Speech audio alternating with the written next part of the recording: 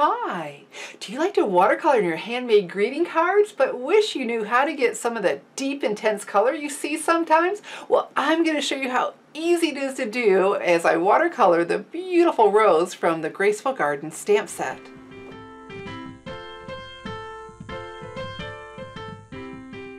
Welcome to StampingSmiles.com. I'm Shelley Godby, the owner and CEO of Stamping Smiles, and for 16 years I've been teaching others how to create their own hand-stamped smiles. My watercoloring tip is going to save you time and lots of squeezing. For my demonstration, I'm going to watercolor the beautiful rose from the Graceful Garden stamp set. And at the end, I'm going to show you a simple card I designed using the watercolored rose. So we need to start with some stamping. So what I have here is some Whisper White thick cardstock. Whisper White cardstock is designed to take ink for beautiful stamped images. The Whisper White thick cardstock has that same finish, but it's a little bit heavier, making it a good choice for watercoloring. So in watercoloring, we need to use a permanent ink so it doesn't bleed when it gets wet. So I have here the basic black archival Stampin' pad. We're going to push, flip, and lock that lid into place. So let's take our stamp. Now this will fit on there, but whenever I have a large stamp like this, I like to turn it rubber side up and take the ink pad to it. And make sure we just get some really good coverage. Okay, there we go. To close this, we're going to pull that lip, flip, and click. Here we go. And let's go ahead and stamp. And let's just press everywhere. Make sure we're getting a good image, because that's going to be so sharp. We've got that outline image to add all that beautiful color. And we'll show you how to get some good shading on it too. Oh, look at that. Beautiful, beautiful, beautiful. Okay, I like to watercolor with the classic Stampin' pads, so you use them for stamping and watercoloring. So what you do, you can either take your thumbs and press, and I'm pressing on that pad, or I like to use the palm of my hand. I'm stronger that way. And what that does, we're pressing that pad into the lid to transfer some color. Okay, I didn't do a really good job. Let's try that again. There we go, a lot more color. And so then my watercoloring tool of choice is the Aqua Painter. Love this. It makes watercoloring so simple. It controls the water for you. So we'll take off the cap, and you have this reservoir right here. You fill that with ordinary tap water and then screw this back on. So before I start watercoloring, I always have a napkin, paper towel, my jeans, something handy, and I squeeze to get it going. See, that water came off, and I get off that excess water.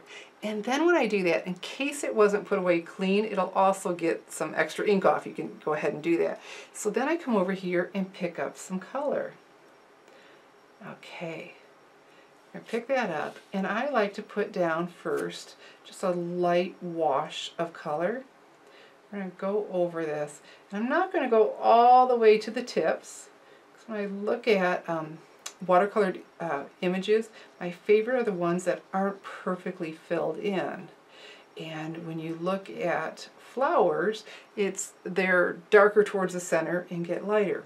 Okay, so years and years and years ago, I was watercoloring with a really light color, and I had to keep closing it and squeezing it, and I must have been doing, and I thought, okay, that's ridiculous. I got to stop doing that. I want things to go quicker. So what I did was I got out my ink refill of the same color and just put a drop in the lid, and I thought, well, what's the absolute worst that could happen? It would get onto the lid. It re-inked the pad. And so I did this.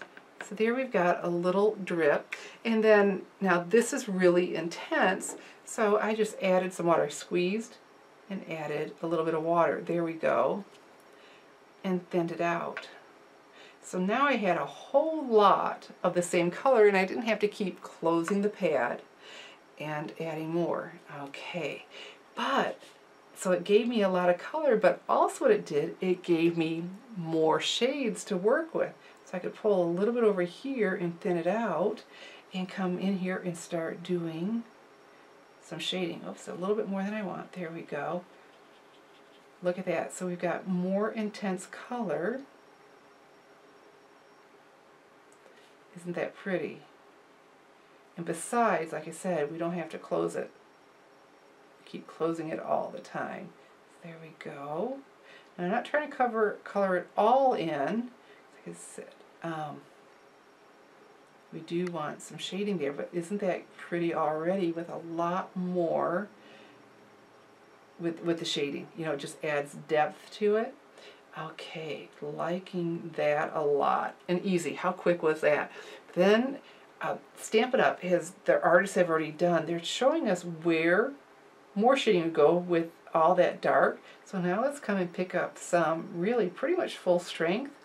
And let's go along here, the black. Coming along, you know, we're not just on it. We want to be able to see it, but we're going right around it. Look at this. And beautiful. And so we're getting multiple shades so easily. Like I said, this using the ink refills is going to save you time from all that stopping and squeezing. You know, and if your hands have arthritis in them, you're really going to like this tip using the ink refills. And then you have the ink refills on hand whenever you need them for your pad. Isn't that pretty, getting that intensity there? Easy, easy, easy, but wow, it adds so doggone much. And it gets better as it dries. A lot better.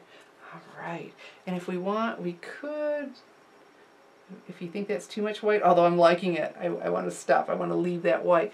Isn't that pretty? Like I said, it'll get even prettier as it dries. So let's go ahead and close that and click, and let's do it again. One more time. We got the old olive, so we can sit there and press like this, you know. And I've learned to press good and hard to get it. Well, I didn't get as much in there as I thought this time, but let me show you. See, now we're going to squeeze to clean this off. Okay, there we go. Now we're all ready for a new color. And so come over here and we'll put down our light wash of color. And so if you did just this, boy, it's pretty anyway, right? That watercolor look is really pretty but when you can add some shading, makes it really sharp. So you can see if you don't have a lot of pressure, you know, if you didn't press really hard and had a lot to do, you'd have to close it and do it over and over. Remember, forget that. Let's just use the ink refill. Here we go. Let's put a little drop in here. Okay, fantastic. And so, see how deep that is? We're going to want some of that over here. We're thinning that just a little bit, but let's follow, there we go. So again, not right only on top of it, because we won't be able to see it, but we're coming down around it. And we've got this little bit out here. Doesn't that add a lot? Isn't that remarkable? And so easy to do. The depth, just Alright, so let's do that even along here. Just give it, there we go. Pretty, pretty, pretty. Not the whole thing, because we're shading. Ah, looking oh so good and so easy when you just use some ink refills of the same color with the pad. Oh, let me show you the card. All right, here we go. Here's my finished card. Isn't that easy? But my goodness, so pretty with the beautiful watercoloring with the different shades. And now you know how easy it is to get those deep, intense colors and save a lot of time in squeezing on the classic Stampin' pads. Getting deep, intense colors is so easy when you use ink refills. And if you'd like more of my stamping tips, I invite you to subscribe to the Stampers Insider. It's your free stamping source for inspiration, information, and ideas. Just go to www.thestampersinsider.com to subscribe now.